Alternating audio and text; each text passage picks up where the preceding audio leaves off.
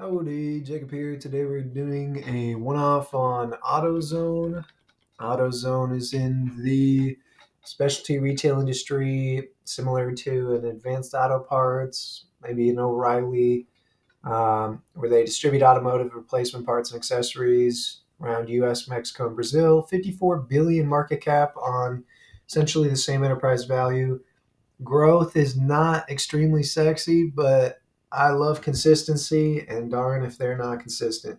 Last 3 years have been a little crazy. Obviously, we saw pretty big hikes in car prices going up and everything, and I think people were thinking that used car markets was going to go up definitely now on silly thoughts. But either way, I think a lot of people were doing things to their vehicle, whether that be repair or whatnot. So I think that that's probably the biggest reason for this big jump. Pre COVID, you're looking at very consistent growth though, in the 3 to 7% range. Very beautiful growth um, from in terms of consistency. Not as sexy as your 20+% growth annually, but very sexy in terms of consistency. I love that.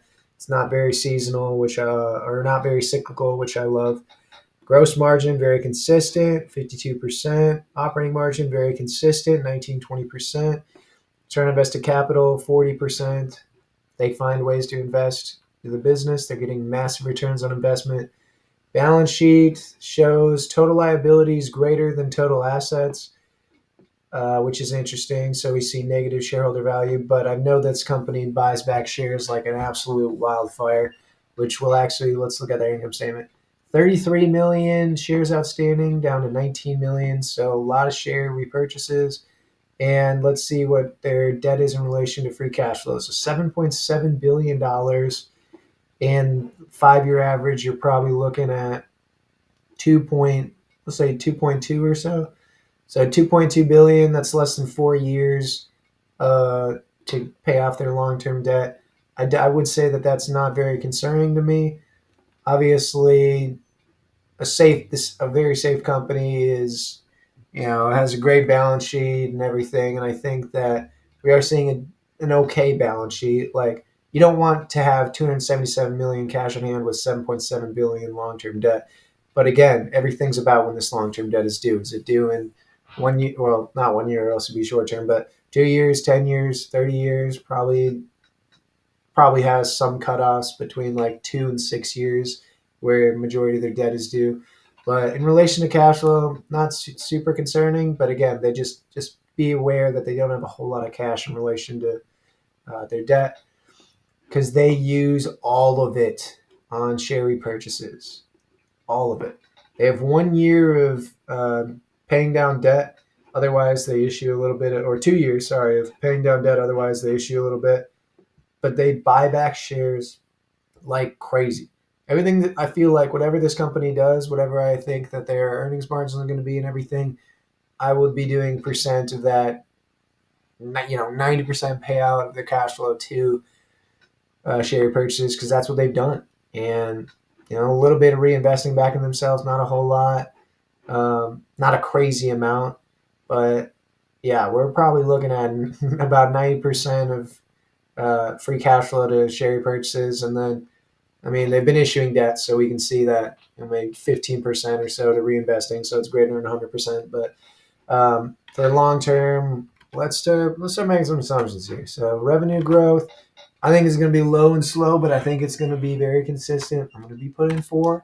I think that you have to balance out uh, growth with high returns on invested capital by reinvesting back in yourselves through consistency and everything. And to me, I think I'd be looking for roughly an 18 P in price free cash flow for this company.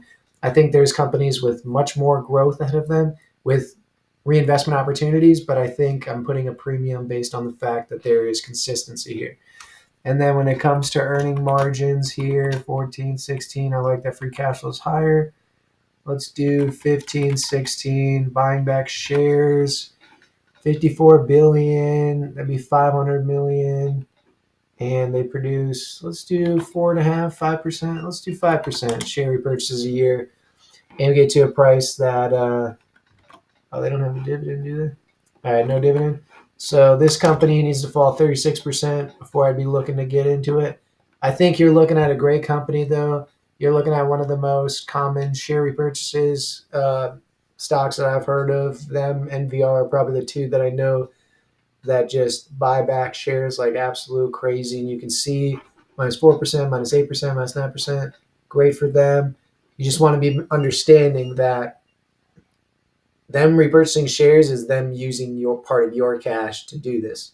So you want to make sure they're buying back at cheap shares, which or dollar cost averaging, which can be fine if the business itself grows in excess of the discount rate you're looking for. But yeah, right now, I would say that I would want this company to fall a bit more before I get a bit more interested in it.